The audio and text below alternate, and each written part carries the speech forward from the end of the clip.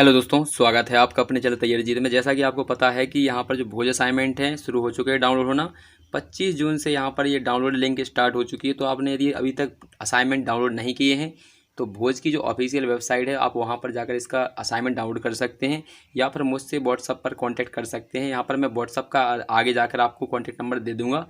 तो वहाँ पर जाकर आप सभी विषयों का सोल्यूशन ले सकते हैं, चाहे BA हो चाहे BSc हो, कोई वह ईयर हो, सभी ईयर्स का सोल्यूशन आपको यहाँ पर PDF के जरिए चाहिए तो PDF में मिल जाएगा, और वीडियो के जरिए चाहिए तो वीडियो में मिल जाएगा। लेकिन डिस्क्रिप्शन में जो लिंक दी गई है और साथ ही साथ यहाँ पर नंबर आपको शो हो जाएगा कहीं भी, तो आप वहाँ पर जाकर इसको ज्वाइन कर लीजिए। व्हाट्सअप नंबर दिया गया है ये, तो आप इस पर सोल्यूशन पूरा पा सकते हैं। तो आपके यहाँ पर जो सोल्यूशन देखने वाले हैं, इन 5 क्वेश्चनों का सोल्यूशन देखने वाले हैं हम इस वीडियो में। यदि आपने अभी तक हमारे चैनल को सब्सक्राइब नहीं किया है, पहली बार आए हैं, तो चैनल को सब्सक्राइब कर लीजिए। साथ ही साथ बेल आइकन को ऑन कर दीजिए, जिससे कि सबसे पहले आपको नोटिफिकेशन मिले। तो यहाँ पर जो पहला क्वेश्चन हमारा रहने वाला है, यहाँ पर ब्रैग समीकरण को समझाइए। होल प्रभाव क्या है, इस पर टिप्पणी लिखनी है। सोलर सेल क्या होता है, कैसे बनता है, इसका उपयोग कहाँ किया जाता है। डी मॉर्गन का नियम समझाइए और नैनो टेक्नोलॉजी पर निबंध लिखिए। ये हम 5 क्वेश्चनों का आंसर देखने वाले हैं, और सभी क्वेश्चनों का आंसर पाने के लिए आप मुझे व्हाट्सएप पर कांटेक्ट कर सकते हैं, जो यहाँ पर आपको आगे नंबर शो हो जाएगा उस पर जाके। तो पहला हमारा क्वेश्चन है यहाँ पर ब्रैग समीकरण और इसका नियम। तो इसको पढ़ लेते हैं। जब एक वर्णी एक्स किरणें किसी क्रिस्टल पर आपतित होती हैं तो क्रिस्टल के परमाणुओं द्वारा विवर्तित हो जाती हैं। यानी जब इस पर कोई प्रकाश की किरणें हैं, वो एक्स किरणें जब डाली जाती हैं तो ये फैल जाती हैं। समपोषी विवर्तन के लिए ब्रैग के अनुसार विवर्तन परस्पर समांतर क्रिस्टल तलों से होना चाहिए, मतलब जो समांतर हों उनसे होना चाहिए, तथा विवर्तन एक्स किरणें समान कला में होनी चाहिए। यानी जो समांतर क्रिस्टल हो उनसे होना चाहिए, और साथ ही साथ जो एक्स किरणें हैं वो आपकी समान कला में होनी चाहिए। इसके बाद आगे पढ़ते हैं इसको। यदि एक क्रिस्टल के 2 समीप तलों के बीच की जो दूरी है वो d है, तथा एक्स किरणों का क्रिस्टल तल से पृष्ठ स्पर्शी कोण थीटा है, तो यहाँ पर समपोषी विवर्तन के लिए यहाँ पर एक सूत्र दिया गया है। तो ये सूत्र होगा आपका 2d sine theta equal to n lambda.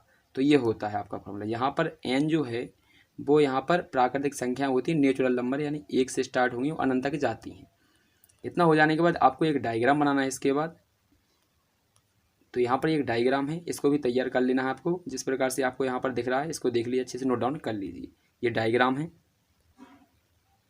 यहाँ पर मेरा व्हाट्सअप नंबर आपको शो हो रहा होगा, तो आप इसको जाके ज्वाइन कर सकते हैं और पूरा सोल्यूशन पा सकते हैं, BSc फर्स्ट सेकंड थर्ड और साथ ही साथ BA के भी। तो यहाँ पर अब अगला क्वेश्चन दिया गया हमारा, होल प्रभाव क्या है, इसको देख लेते हैं। तो जब किसी धारावाही चालक को धारा की दिशा के लंबवत एक चुंबकीय क्षेत्र में रखा जाता है। जैसे मैं आपको समझा देता हूँ, जैसे ये मान लीजिए ये चुंबकीय क्षेत्र है, इसकी दिशा इस साइड से इस साइड को है। तो इसमें यदि हम कोई चालक रखें, यहाँ पर मान लीजिए चालक है ABC, यहाँ पर ABC और D, ये चालक है। इसको इसके लंबवत रखते हैं, तो इसमें क्या है, इस चालक में जो यहाँ पर लंबवत रख दिया हमने, तो इसमें क्या है, चुंबकीय क्षेत्र उत्पन्न हो जाता है। ठीक है, यहाँ पर चुंबकीय क्षेत्र उत्पन्न हो जाता है, जैसे कि मैं आपको पढ़ के सुना देता हूँ आगे। तो यहाँ रखा जाता है, तो यहाँ पर होगा रखा जाता है। तो चालक में धारा तथा चुंबकीय क्षेत्र के लंबवत सतहों, जो लंबवत सतहें हैं, उनके मध्य एक विद्युत क्षेत्र उत्पन्न हो जाता है। इस प्रभाव को होल प्रभाव कहते हैं। मतलब कि जो क्षेत्र यहाँ पर उत्पन्न हो रहा है उसकी सतहों पर, उसी को हम क्या कहते हैं, होल प्रभाव कहते हैं। तथा उत्पन्न विद्युत क्षेत्र को होल विद्युत क्षेत्र कहते हैं, तथा इसकी सतहों के मध्य जो उत्पन्न विभवांतर है उसे होल विभवांतर कहा जाता है। तो इसको अच्छे से पढ़ लीजिए आप, ये दिया गया है इसको। अब आगे थोड़ा और पढ़ लेते हैं इसका, थोड़ा और इसके प्रभाव दिए गए, इसको पढ़ लेते हैं। तो क्या दिया गया है, होल प्रभाव का महत्व लिखना है। इसके द्वारा पदार्थ को धातु अर्धचालक की श्रेणी से विभक्त किया जा सकता है। इसके द्वारा इकाई आयतन के धारा वाहकों की संख्या ज्ञात की जा सकती है। इसके द्वारा आवेश वाहकों की गतिशीलता ज्ञात की जा सकती है। होल गुणांक के मापन द्वारा वाहकों के आवेश भी ज्ञात किए जा सकते हैं। तो यहाँ पर ये पूरी हमारे यहाँ पर ये क्वेश्चन के महत्व हो जाते हैं, यानी होल प्रभाव का महत्व हो जाता है। अगला क्वेश्चन देखते हैं, तीसरा, सोलर सेल किसे कहते हैं और इसके उपयोग कहाँ किए जाते हैं, ठीक है, इसकी किस प्रकार की बनावट होती है। तो आइए इसको पढ़ लेते हैं। सोलर सेल वह व्यक्ति है यानी वह यंत्र है जिसकी सहायता से सौर ऊर्जा मतलब कि सूर्य से आने वाली प्रकाश की किरणों को सीधे विद्युत ऊर्जा में बदला जा सकता है यानी परिवर्तित किया जाता है। यानी वह उपकरण जिसके द्वारा धूप से लाइट उत्पन्न की जाती है, जैसे कि आपने देखा होगा सूर्य प्लेट, ठीक है, तो उसे आप बोल सकते हैं यहाँ पर सोलर सेल होते हैं। तो सूर्य प्लेट को सोलर सेल माना जा सकता है। तो इसका किस प्रकार से बनाया जाता है इसको देख लीजिए। तो यहाँ पर बनाने के लिए सोलर सेल का निर्माण यहाँ से करेंगे। सोलर सेल के निर्माण में मुख्यतः सेलेनियम एवं सिलिकॉन का उपयोग किया जाता है। सेल की क्षमता मूल्यांकन सेल से प्राप्त विद्युत ऊर्जा P तथा सेल की प्रदत्त प्रकाश ऊर्जा के अनुपात से किया जाता है। अर्थात इसका जो सेल का क्षमता है उसको ईटा बराबर लिखेंगे P0/Pi यानी निर्गत विद्युत ऊर्जा बटे आपतित प्रकाश की ऊर्जा गुणित 100। इसके द्वारा इसको ज्ञात कर सकते हैं सेल का क्षमता। ये सूत्र ध्यान रखेंगे। इसके उपयोग कहाँ किए जाते हैं। सेल का निर्माण 20वीं सदी में एक महत्वपूर्ण उपलब्धि है, यानी 20वीं सदी में इसका उपयोग मतलब यहाँ पर निर्माण किया गया था। तो ये सबसे उस समय की सबसे उत्कृष्ट खोज थी। सेल का उपयोग दूरस्थ दुर्गम स्थानों में विद्युत ऊर्जा की प्राप्ति के लिए किया जाता है। मतलब कि जहाँ पर लाइट पहुँचाना दुर्गम है यानी पहुंचाई नहीं जा सकती है, जैसे कि अंतरिक्ष है, तो अंतरिक्ष में आप लाइट बिछा नहीं सकते हैं। जैसे मान लीजिए आप कहीं पर भी लाइट पहुंचा सकते हैं तार के जरिए, लेकिन वहाँ पर अंतरिक्ष में तार वगैरह नहीं पहुंच सकते हैं। तो ऐसे स्थानों पर सोलर सेल का उपयोग किया जाता है। तो इसको और पढ़ लेते हैं थोड़ा। इससे सड़क एवं घरों में रोशनी उत्पन्न की जाती है। जैसा आपको पता ही है, विद्युत ऊर्जा पर आधारित समस्त उपकरण जैसे कि हीटर, कैलकुलेटर, रेडियो, टीवी आदि एवं स्वतः यानी स्वचालित वाहनों जैसे ऑटोमोबाइल व्हीकल को सोलर सेल की सहायता से चलाया जाता है। सोलर सेल की सहायता से ही जो अंतरिक्ष में कृत्रिम उपग्रह एवं अंतरिक्ष यानों को लंबे समय तक विद्युत ऊर्जा प्रदान यानी उपलब्ध कराई जाती है। जैसे कि मैं आपको समझा देता हूँ, मैंने बताया आपको कि अंतरिक्ष में जो सैटेलाइट होते हैं उनको चलने के लिए विद्युत ऊर्जा लगती है। तो ऐसी स्थिति में वहाँ पर सोलर सेल का प्रयोग करते हैं, जिससे क्या होता है कि धूप को डायरेक्ट वो विद्युत ऊर्जा में परिवर्तित कर देते हैं। तो जैसे कि आपको यहाँ पर जो मोबाइल है उसमें आपके नेटवर्क आते हैं तो सैटेलाइट के जरिए ही आते हैं, मतलब उपग्रह के कृत्रिम जो उपग्रह लगाए गए हैं उसके द्वारा ही आते हैं, और साथ ही साथ टीवी में जो चैनल होते हैं उसी की सहायता से चलते हैं। तो सोलर सेल की सहायता से चलते हैं उपग्रह, उसकी सहायता से चलते हैं आपके मोबाइल और टीवी वगैरह।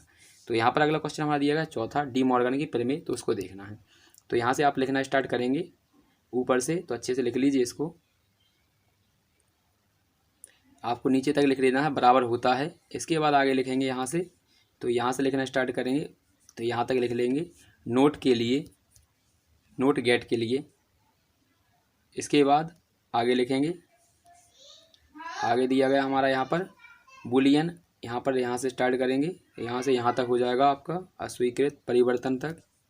इसके बाद यहाँ से करेंगे सेकंड पॉइंट दिया गया आपका, तो सेकंड पॉइंट हमारा यहाँ तक हो जाएगा बराबर होते हैं। इसके बाद इस प्रकार समतुल्य यहाँ से करेंगे, यहाँ नीचे तक इस क्वेश्चन का आंसर कंप्लीट हो जाएगा चौथे क्वेश्चन का। अगला क्वेश्चन देखते हैं। अगला क्वेश्चन हमारा क्या दिया गया है। अगला क्वेश्चन हमारा दिया गया है, यहाँ पर इसके थोड़े डायग्राम और है, इसको बना लीजिएगा अच्छे से। ये हमारा डायग्राम दिया गया है 1 2, ये तीसरा दिया गया है नीचे, और ये चौथा दिया गया है। ये डायग्राम दिए गए हमारे, तो इन डायग्रामों को आप अच्छे से नोट डाउन कर लीजिए और बना लीजिए। और यदि आपने अभी तक हमें व्हाट्सअप पर ज्वाइन नहीं किया है तो आपका यहाँ पर आपको लिंक दिख रहा होगा, मतलब यहाँ पर नंबर शो हो रहा होगा, तो आप इसको व्हाट्सअप में ऐड कर लीजिए और यहाँ पर जाकर आप सभी वीडियो जो सल्यूशन है उसे पा सकते हैं। और पीडीएफ चाहिए तो पीडीएफ भी आप यहाँ से प्राप्त कर सकते हैं।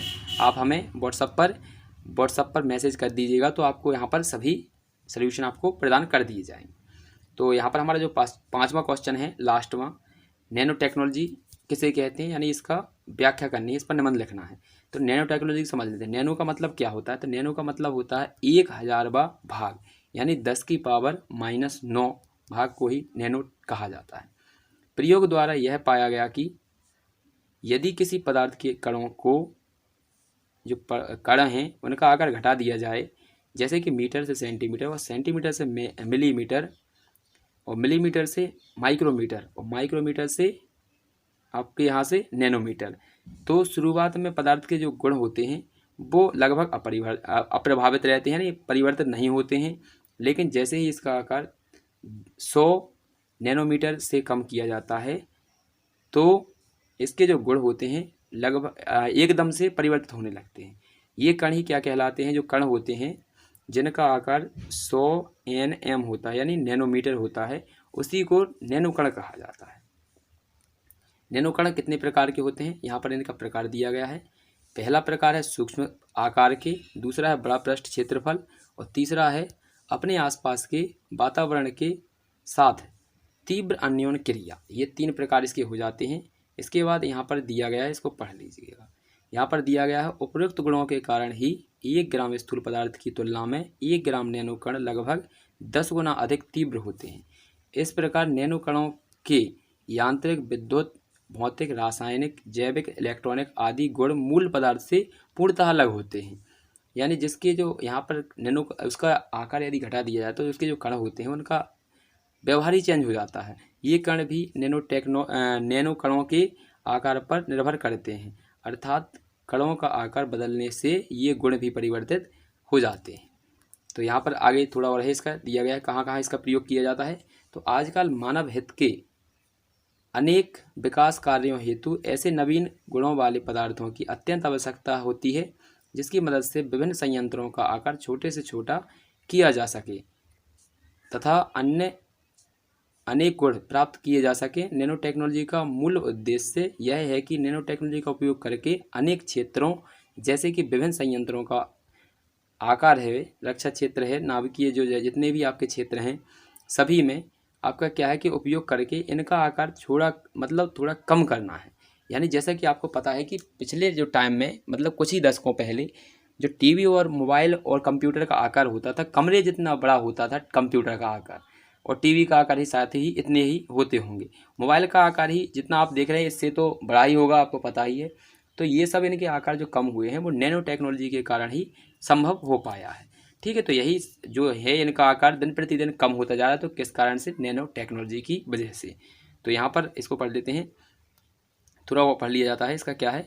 तो यहाँ पर दिया गया है, इस यहाँ पर दिए गए हैं। तो क्या उदाहरण के लिए इसी टेक्नोलॉजी द्वारा laptop, CD, television, missile, computer, smartphone, calculator, घड़ी आदि का आकार अत्यंत छोटा हो सका। किसकी वजह से? नैनो टेक्नोलॉजी की वजह से। मिलते हैं अगली वीडियो में, तब तक के लिए जय हिंद, जय भारत। और यहाँ पर व्हाट्सअप नंबर आपको शो हो रहा होगा, तो आप मुझे ज्वाइन कर लीजिए पूरे सोल्यूशन पाने के लिए।